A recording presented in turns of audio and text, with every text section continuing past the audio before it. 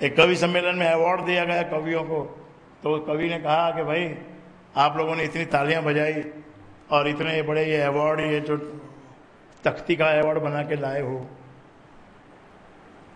That the best award, और ये सब जो मॉन्यूमेंट बना के लाए हो, उसको क्या बोलते हैं, उसको मोमेंटो, मोमेंटो अपने को भी दिया था ना एक मोमेंटो।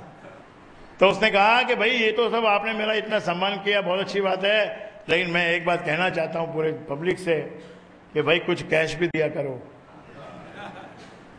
इतना सम्मान का ये जो अवार्ड दिया है तो उसमें कुछ कैश अवार्ड भी होना चाहिए मेरे भाई। आप बोलते हो ढोलक बहुत बढ़िया बजाया, बहुत बढ़िया बजाया, अरे बजाया तो सही, मगर कभी तो नोट निकाल।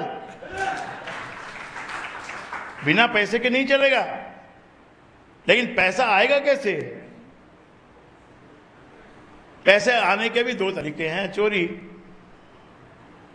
और मोरी। चोर बन जाओ या मोर के पंख लगा लो। जैसे जैसे गुण तुम्हारे भीतर भरेंगे पैसा तुम्हारी तरफ आकर्षित होगा।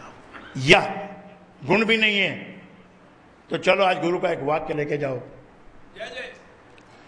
केवल तुम भजो, only wish, only you wish that I want so much, I want so much. कोई कहेगा अरे तू पागल, तू सारा तूने कुछ पढ़ाई वढ़ाई की है क्या, तेरे कुछ है क्या, तेरे बाप के पास कुछ था क्या, तू भिखारी है, तू भूखा है।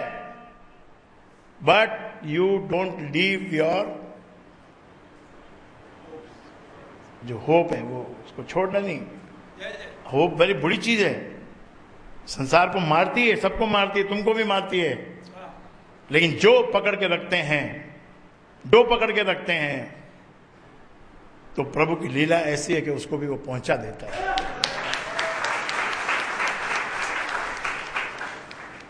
कच्चे घड़े ने जीत ली, नदियां चढ़ी हुई, मजबूत कश्तियों को किनारा न मिला। जो मजबूत कश्तियां थी टाइटैनिक, वो डूब गई। और कच्चा घड़ा जो अभी पका भी नहीं था पूरे अच्छी तरह से, वो घड़ा पानी पे तैरता रहा, तैरता रहा, तैरता रहा, तैरता रहा, तैरता रहा, और तैर तैर के किनारे पे पहुंच गया। और जो मजबूत कश्तियां थी, जिनको गर्व था हम कि हम मिलियनर हैं, हम बिलियनर हैं, हमारे अंदर इतनी पावर है, ऐसा कर देंगे, वैसा कर देंगे, ऐसी मजबूत कश्तियों को वोट न मिला। आया था ना कल फैसला वोट का। कितनी मजबूत कश्ती है राजा राम की। राम हटा दो पीछे से, खाली आगे का राजा याद रखो। तो मजबूत कश्तियों को किनारा न मिला। मजबूती चाहिए, लेकिन मजबूती इज वेरी फ्रेजाइल। कभी भी तुम्हारी मजबूती क्षण मात्र में समाप्त हो सकती। तुम्हारे मुख से एक ऐसा शब्द निकल सकता है जो तुम्हारे कंट्रोल के बाहर है। कुछ बोलने गए कुछ और तुम्हारे मुंह से निकला कुछ और पड़ गए जूते। ऐसा भी होता है। ये जो जुबान है ये इतनी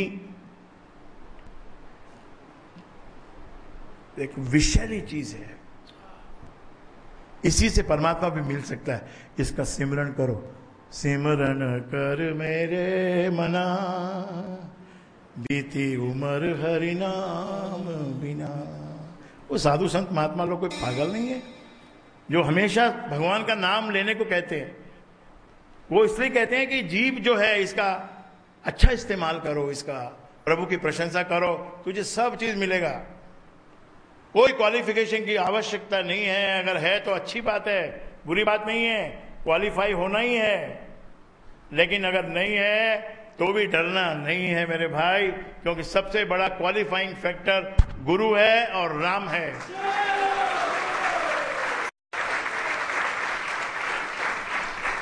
क्या पहले के जमाने में तो सिर्फ डिग्रियां दो ही होती थी। एक होता था बीए और एक होता था बीएससी, जिसको आज कोई पहचानता ही नहीं बीएससी को। पहले 2 डिग्रियां होती थी।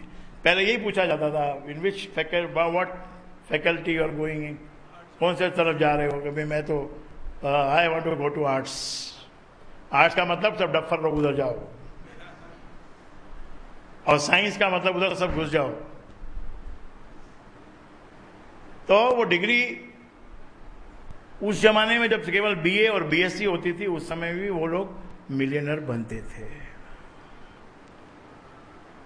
थे कि नहीं? और उससे पिछले जमाने में कोई भी आदमी 8 स्टैंडर्ड से लेकर 10th स्टैंडर्ड तक ही पढ़ता था।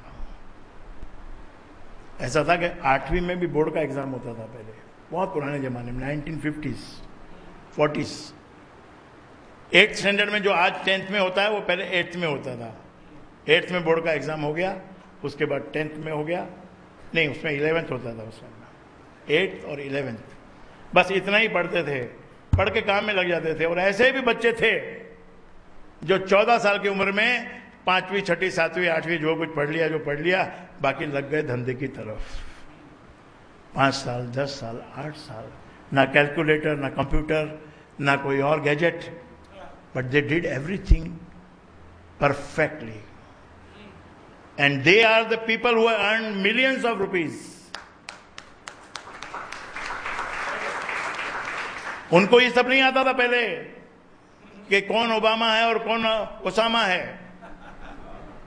आज भी ऐसे लोग हैं जो फर्क नहीं कर पाते हैं कि who is Osama and who is Obama. एक खाली बी और एस का ही तो फर्क है, ओबामा और ओसामा, और दोनों अपनी जगह पे परफेक्ट है। यानी दोनों की जरूरत है संसार में, एक से काम नहीं चलेगा। एक को इरिडिकेट करने जाएंगे, एक ओबामा मरेगा, एक ओसामा मरेगा, तो कई पैदा हो जाएंगे। और ऐसे जब बहुत सारे ओसामा हो जाते हैं और उनका एक चीफ हो जाता है बड़ा ओसामा, तो फिर रावण को मारने के लिए राम आते हैं, आते रहेंगे। रावण को मारने के बाद लेकिन रावण खत्म नहीं होता है। Please don't be over confident.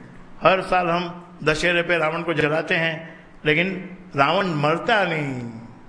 Ravan तो पैदा होता ही रहता है, पैदा होता ही रहता है। और राम कई दिनों के बाद, कई समय के बाद, पूरे उसकी स्टोरी बड़ी होने के बाद तब राम प्रकट होते हैं।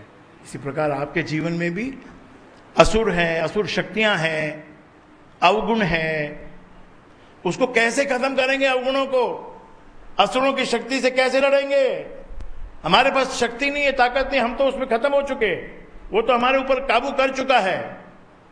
जो लालच है, लोभ है, मोह है, जो सब कुछ पाने की जो तमन्ना है, उसने हमको घेर लिया है, पकड़ लिया है। अब हम कैसे छूटेंगे? अब एक ही बात है, हम न रहें तो हम छूट सकते हैं। हम न रहें तो उसके हाथ में क्या बचेगा? जो डेविल फोर्स है उसके हाथ में कुछ बचेगा ही नहीं। When you are not there at all, तो किसको पकड़ेगा वो? यही टेक्निक है, यही आर्ट है गुरु दरबार से सीखने का, कि merge yourself into Ram and forget the devil, devil won't have you. तुम होगे ही नहीं, तुम पकड़ेगा किसको? वो नहीं पकड़ सकता है। तो जब जब छुट्टी हो, मौका हो, रिसेस हो, आराम हो, अवकाश हो, प्लीज